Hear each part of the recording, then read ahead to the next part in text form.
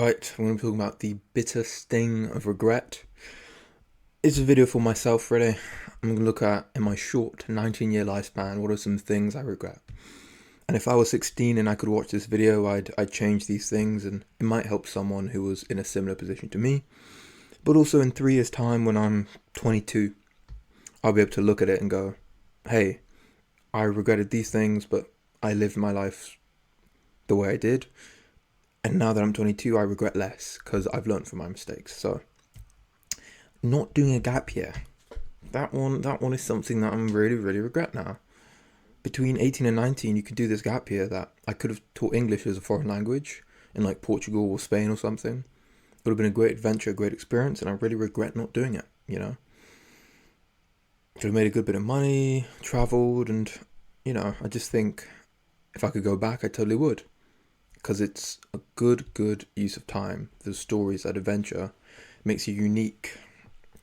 It gives you something interesting to talk about. Not doing better in A-levels, I know it's a bit of a nerdy one, but I should have learnt how to study earlier. Loads of good resources. There's a great book called Make It Stick. Learn to study, and going to a university, it's really only worth it if you go to a good one. Because then you have some doors open for you. You have a network. I think I definitely could have gone to a better university. Not working in the first year of university, I totally recommend that you get a job as soon as possible. Generally, you can save up so much money. You can save up by the time, if you do like a 4-year degree, like a master's, integrated master's, and you work the entire time, you can save like 40 grand by the end of that.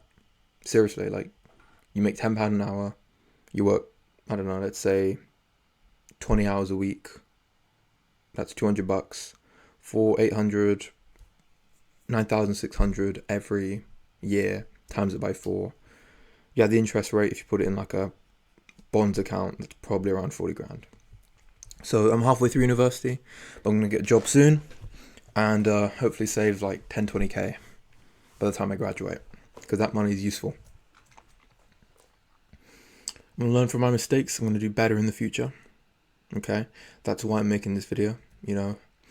That's why I'm going to work a job. I might do a gap year after university.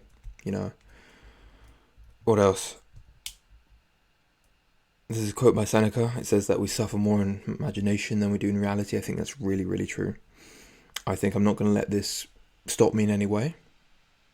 I'm just going to continue living my life, continue enjoying it and making the most of it.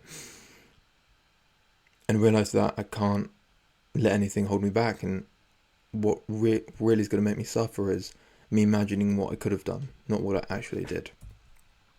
So I'm going to make those actionable changes in my life, and I think it's really important. Another thing I really regret, though, YouTube. I had a YouTube channel like a year and a half ago, and I was posting consistently. I pivoted to start an agency and work in sales, and I did that for a year, and I learned quite a lot. But I really wish I just stayed on YouTube the entire time, because I think if you stay for something a long time, things just start going exponential. So I'm just going to do it now. Even if I'm a year later, who cares? I think personal branding and shit like this is going to be really big in the next year, 2 years, 3 years.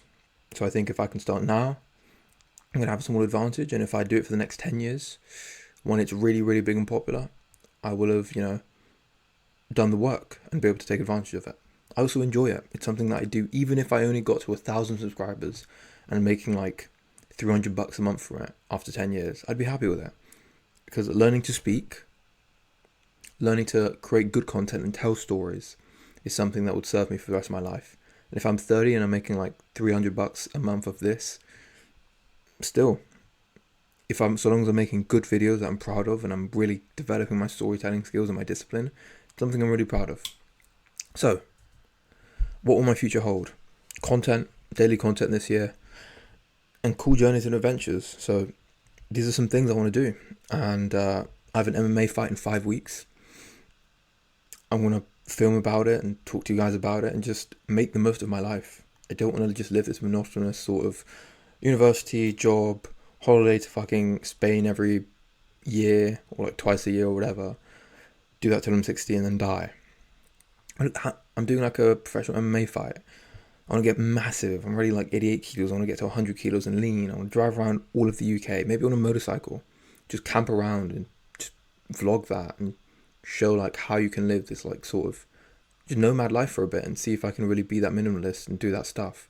I want to drive around Europe. I want to get rich. I want to make daily content and get good at it because I really love doing it. You know, there's a lot of shit I want to do in my life. And it's really important to just seize it because I guess it's weird. When you're 18, you're an adult and it's such a stark contrast because when you're 17, you have to go to sixth form or school or whatever and you don't have much control of your life. When you're 18, you can literally do anything. You could buy a ticket to Thailand right now and just go. You could fucking hitchhike around the UK if you really fucking wanted to. You could waste all your money on lottery tickets and cigarettes. Like, whatever you want to do, you can do when you're 18. And you need to take life by the horns because you're only going to be young for so long. And you should invest in the future for sure. You should make the most of that. I'm all talking to myself here now, but there are some adventures you can only do when you're young. You're not going to want to go drive around all of the UK in a car or a motorcycle or something and live in the car when you're like 30. You know, the like male advantage will kick in. You're going to want to live a bit more comfortably. That's fine. But you want to do these things where you can when you're young. So, adventures. As a man, what adventures have you had? What stories can you tell? What lessons have you learned? Those are really important for me.